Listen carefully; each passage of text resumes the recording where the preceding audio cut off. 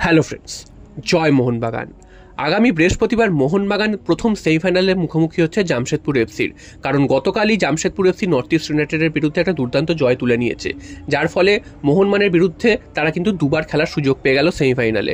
এবং প্রথম ম্যাচটা মোহনবাগান খেলবে অ্যাওয়ে ম্যাচ এবং দ্বিতীয় ম্যাচটা মোহনবাগান খেলবে হোম ম্যাচ। তো এইবার প্রশ্ন হচ্ছে যে জামশেদপুরের বিরুদ্ধে মোহনবাগানের খেলাগুলো কি আদৌ সহজ হবে? কারণ আমরা দেখেছি যে গ্রুপ লিগের ম্যাচে মোহনবাগান একটা ম্যাচ জিতেছিল এবং একটা ম্যাচ ড্র করেছিল। তো যে ম্যাচটা মোহনবাগান জিতেছিল সল্টলেক স্টেডিয়ামে, সেই ম্যাচটি হয়েছিল 3-0 গোলের ব্যবধানে জিতেছিল। ম্যাচটা কিন্তু মোহনবাগান প্রায় উড়িয়ে দিয়েছিল জামশেদপুর এফসিকে। জামশেদপুর এফসি দাঁড়াতেই পারেনি এবং মোহনবাগান কিন্তু হেলায় হারিয়েছিল যাকে বলে, সেরকমই কিন্তু হয়েছিল। তো তারপর কিন্তু ফিরতি লিগের ম্যাচ অর্থাৎ জামশেদপুরে যে অ্যাওয়ে ম্যাচ খেলতে গেছিল মোহনবাগান, সেখানেও মোহনবাগানের দাপট ছিল একাধিপত্য। প্রথম হাফে মোহনবাগানের দাপট কিন্তু প্রচণ্ড বেশি ছিল, মোহনবাগান এক গোলে এগিয়েও গেছিল। কিন্তু সেকেন্ড হাফেই পুরো খেলার চালচিত্র বদলে যায়। জামশেদপুর এফসির আক্রমণের সামনে মোহনবাগান কিন্তু আত্মসমর্পণ করে এবং তারপর কিন্তু মোহনবাগান গোল হজম করে, যার ফলে ম্যাচটা 1-1 গোলে ড্র হয়। এবং জামশেদপুর এফসি সেই সময় কিন্তু দুর্দান্ত ফুটবল খেলছিল। জামশেদপুর এফসি প্রথম দিকে অর্থাৎ আইএসএল এর শুরুর পর থেকে কিন্তু খুব একটা ভালো ফুটবল খেলতে পারেনি, তবে যত দিন গড়িয়েছে জামশেদপুর এফসি কিন্তু খুব ভালো ফুটবল খেলেছে এবং খালিদ জামিল কিন্তু খুব বুদ্ধি করে প্লেয়ারদের ব্যবহার করেছেন এবং জামশেদপুর এফসিকে নিয়ে গেছেন।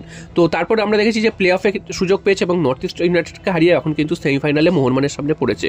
তো মোহনবাগানের জন্য ম্যাচটা কিন্তু খুব একটা সহজ হবে না, কারণ জামশেদপুর এফসি কিন্তু খুবই ভালো একটা দল, যখন খেলার মোড় ঘুরিয়ে দিতে পারে।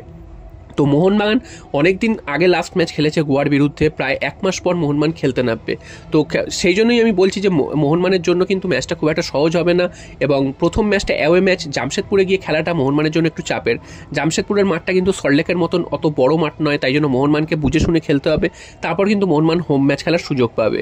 তো জামশেদপুরের বিরুদ্ধে অ্যাওয়ে ম্যাচে কিন্তু মোহনবাগানকে চেষ্টা করতে হবে যাতে জয় তুলে নিয়ে আসতে পারে এবং একটু বড় ব্যবধানে যদি জয় পেতে পারে, সেক্ষেত্রে হোম ম্যাচটা মোহনবাগানের জন্য অনেকটাই সহজ হয়ে যাবে। আর যদি সেটা না পারে, যদি ড্র হয়ে যায় বা কোনো ক্রমে যদি 1 গোলের ব্যবধানে যেতে, সেক্ষেত্রে হোম ম্যাচেও কিন্তু মোহনবাগানের উপর একটা প্রেশার থাকবে এবং খালিদ জামিল কিন্তু যখন তখন ম্যাচের মোড় ঘুরিয়ে দিতে পারেন।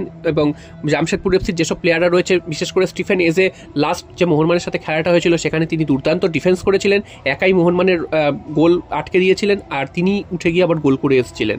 তো এই প্লেয়ারটিকে মোহনবাগানকে নজরে রাখতে হবে এবং এছাড়াও কিন্তু জামশেদপুরের সমস্ত প্লেয়ারদেরকেই নজরে রাখতে হবে এবং খালিদ জামিল কি চাল দেয় সেটাও কিন্তু দেখতে হবে। তো একটা তুল্যমূল্য ম্যাচ হতে চলেছে আগামী বৃহস্পতিবার প্রথম সেমিফাইনাল এবং আগামী সোমবার কিন্তু দ্বিতীয় সেমিফাইনাল। তো দুটো ম্যাচ কিন্তু তুল্যমূল্য হতে চলেছে এবং আশা করছি আমরাই জিতে ফাইনালে উঠবো এবং জামশেদপুর এফসিকে আমরা হেলায় হারাবো, এটাই কিন্তু আমরা বিশ্বাস করি। তো দেখা যাক কি হয় আগামী বৃহস্পতিবারের ম্যাচ। জয় মোহনবাগান।